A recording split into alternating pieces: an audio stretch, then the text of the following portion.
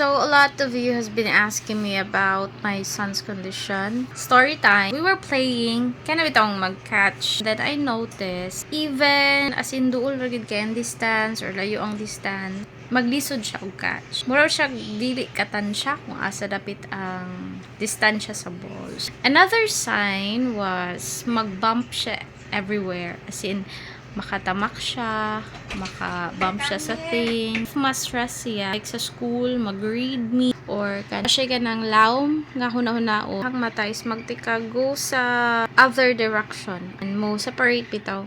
Dili pareha sa to like this. Ang iyakay mo go here. Because mata sa akin mo go here. Another po di ay ka ng silly joke kratos siya kabata nila. Kanabitaw nga kuha ni may mong kamot and then mo tanaw ka sa tunga anana di gid siya ka-follow as in ang sa iya ha kay magsiga na iyahang mata ang usa mo ay mo tan-aw pero ang isa na sa kilid then ang isa pud kung mo tan-aw ang isa na pud sa kilid so nana na kung lahi gyud so na worry na mi nagpa-check up na mi noticeable naman siya sa pictures. We did correctional glasses. We found out one eye is farsighted, one eye is nearsighted. So, di gid magkasinabot iyang mata. Mo di nga di siya katansya sa distance. So, correctional glasses siya pag first, observation for 1 month. After 1 month, nimbalik mi sa eye doctor. So, eye therapy, eye exercise, still the same. Try siya atong prism, something adjust ang iyang mata.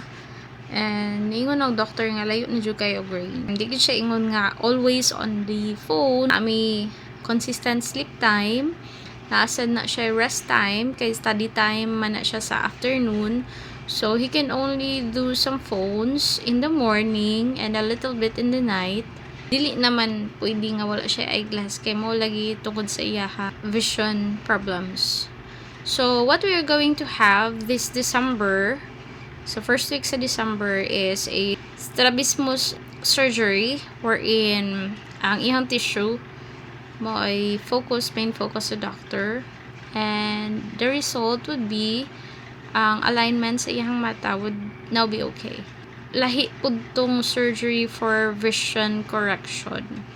Wala pa na namo process ang for vision correction. For now kato pa usang sa alignment niya. So, spare a little prayer and thank you for watching.